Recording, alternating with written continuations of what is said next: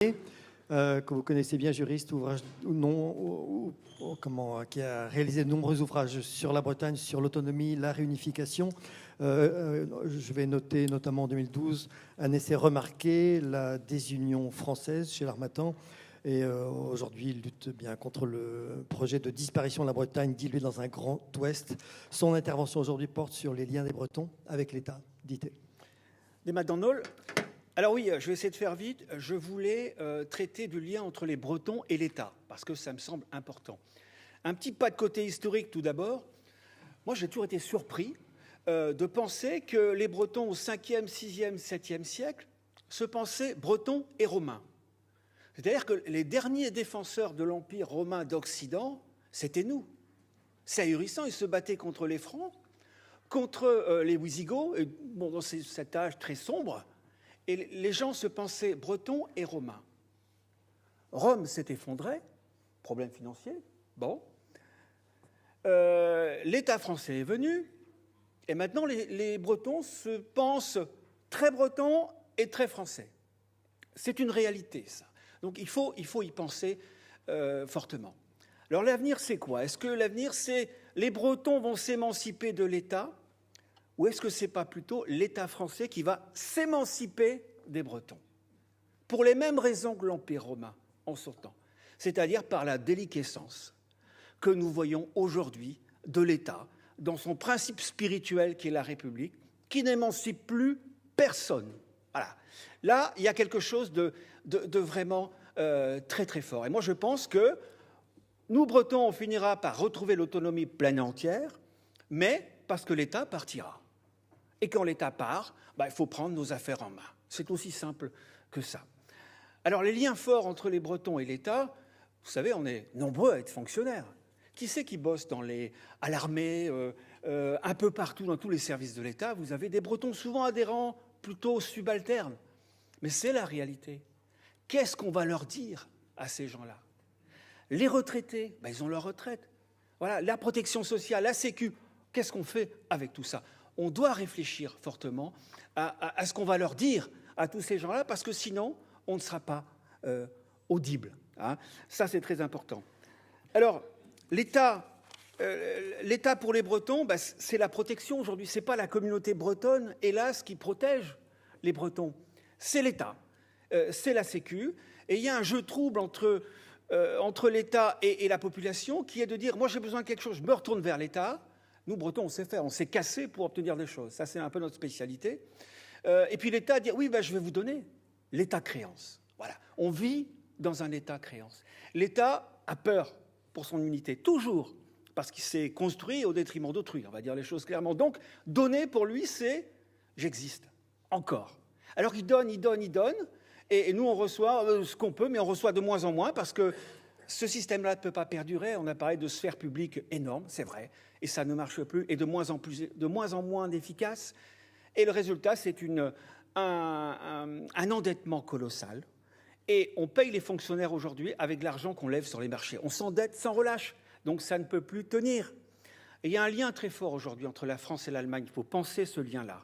Ce qui se passe actuellement est très intéressant parce que le jour où l'Allemagne ne cautionnera plus l'État français dans sa poursuite en avant vers la grandeur, vers la dépense publique, tout s'effondrera. Hein, c'est la crise financière, les taux d'intérêt montent, etc. Et c'est l'étranglement. C'est très très important là, de penser véritablement cette question, ce risque de crise financière et cette déliquescence financière. Je parlais du principe spirituel tout à l'heure de l'État français, la République.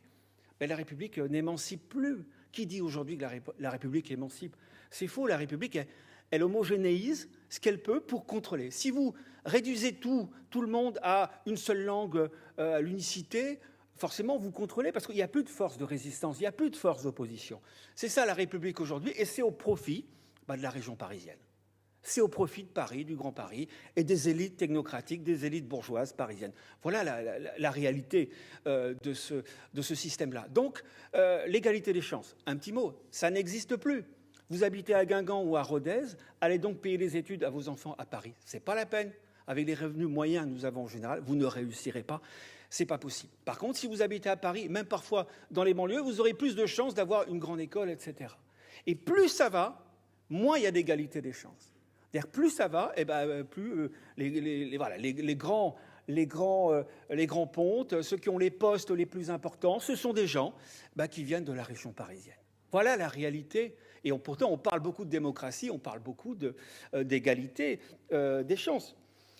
Inégalité entre les territoires, on en a parlé tout à l'heure avec M. Hulbert, évidemment, il y a Paris d'un côté et le reste de l'autre.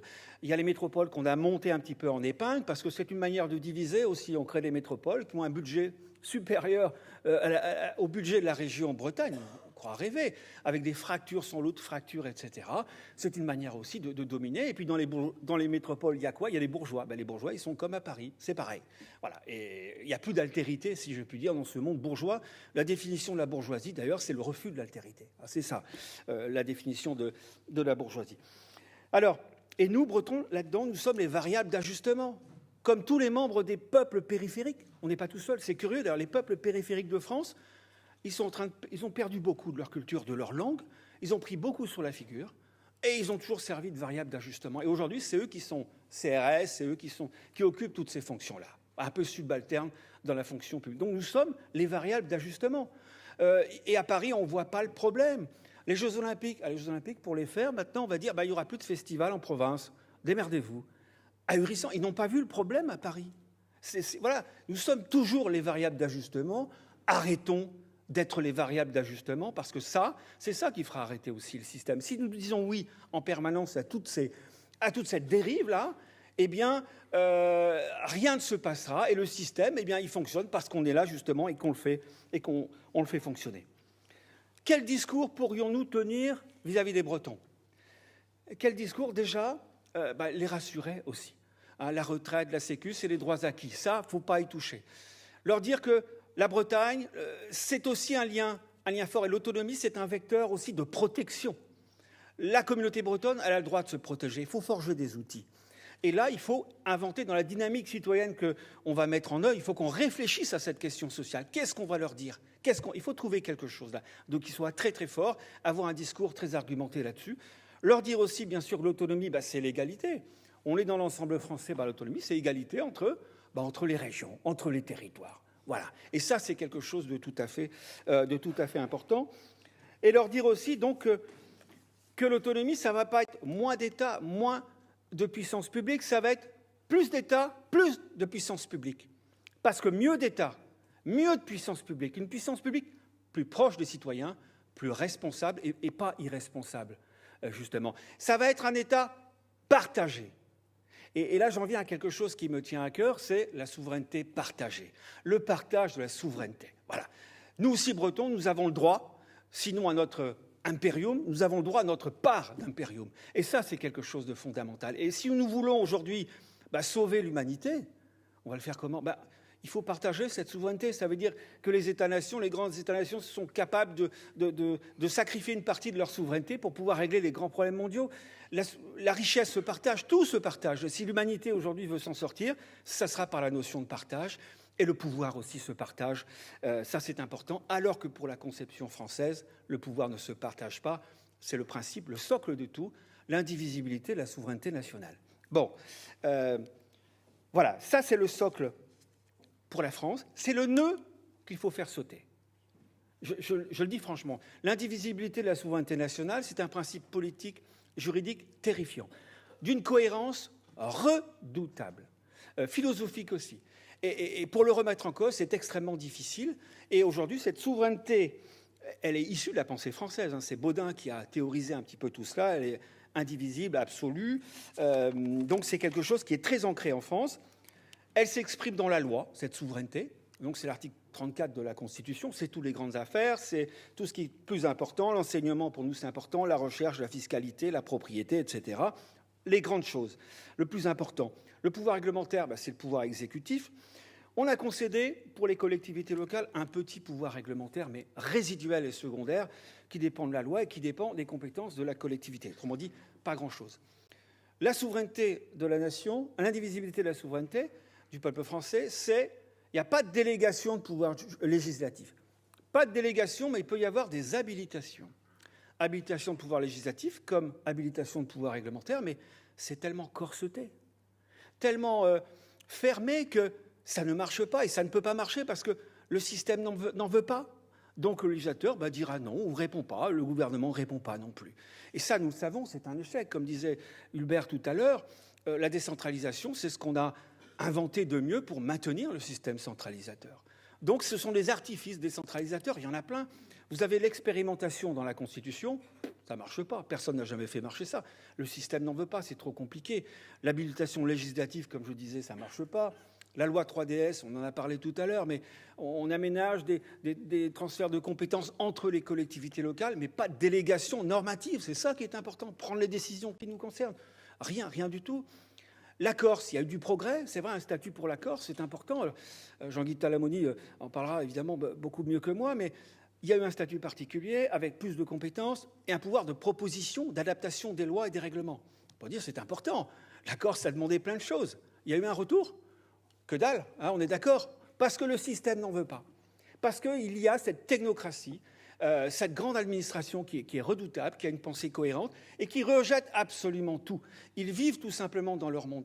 Donc, voilà, moi j'en déduis que ces artifices-là, ça ne marche pas. Forme d'habilitation législative à intervenir dans la loi, il y aura beaucoup trop de conditions, ça ne marchera pas. Et ce que je crains, moi, avec le groupe de travail, la dynamique qui est lancée aujourd'hui au Conseil régional, et le vœu d'avril a été une grande surprise, très importante, avec quelques petits pas de recul en arrière, hein, ensuite de la part notamment de Chéné-Girard, le président de la région Bretagne, de dire pas d'intervention dans le domaine de la loi, pas de statut constitutionnel.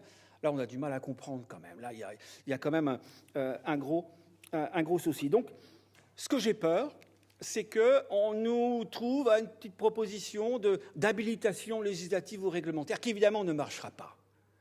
Parce que le cœur du système, encore une fois, c'est ça. C'est intervenir dans le domaine de la loi. Il faut la pleine autonomie législative. C'est ça, voilà. On me dit que c'est impossible. Évidemment, si on regarde aujourd'hui, on est tellement conditionné que ça paraît difficilement concevable. Mais la Nouvelle-Calédonie, c'est quoi ? Ils sont tranquilles. Alors, on me dira, c'est ultramarin. Oui, c'est ultramarin, mais ils ont un statut dans la Constitution.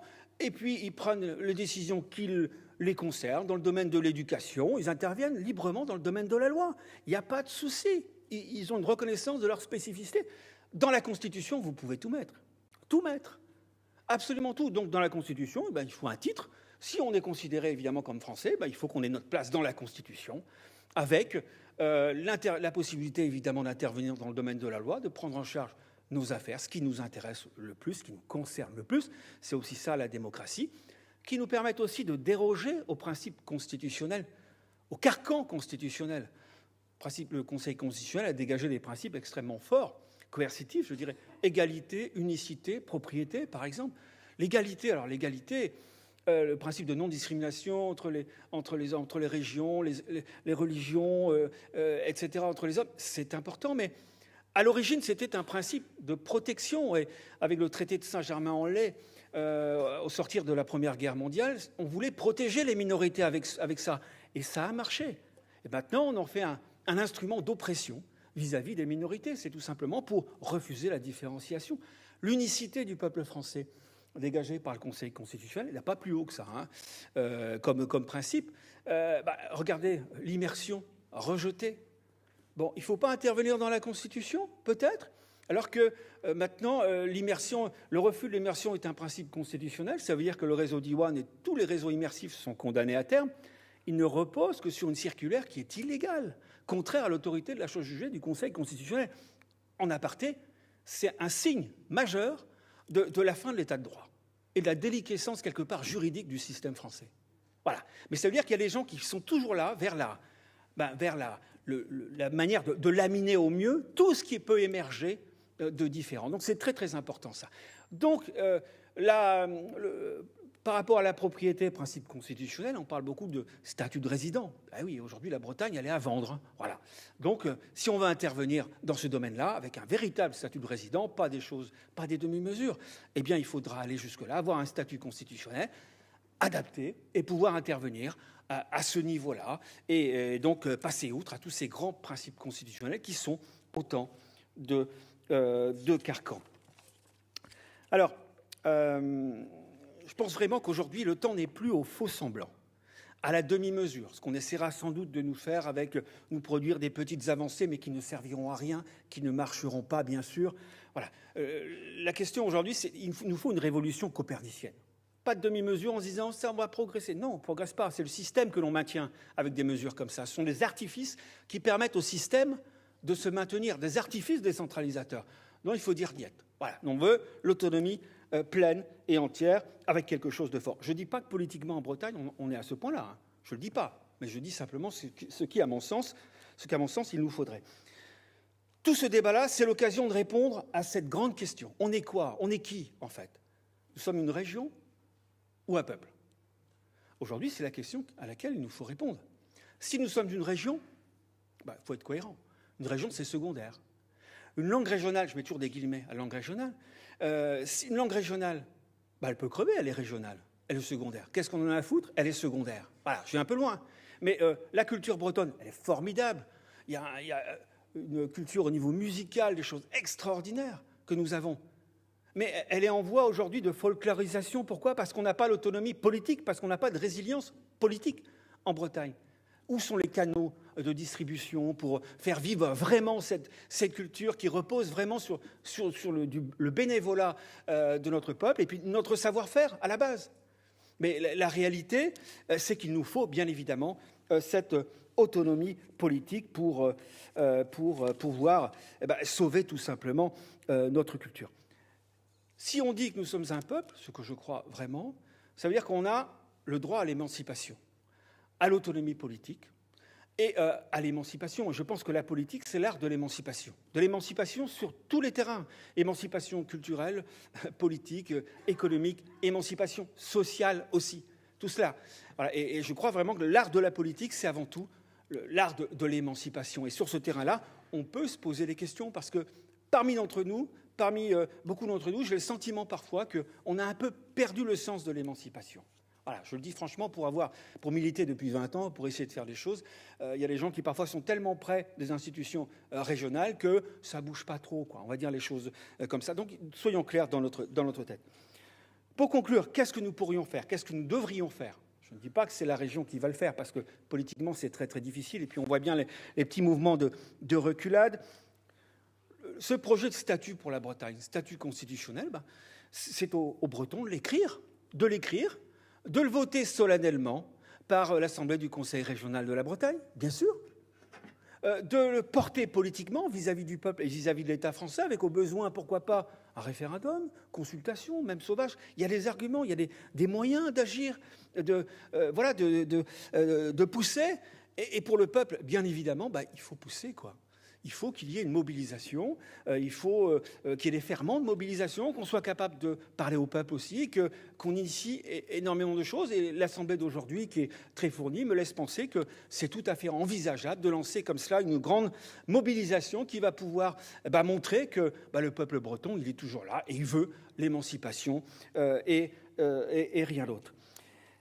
Nous ne sommes pas seuls.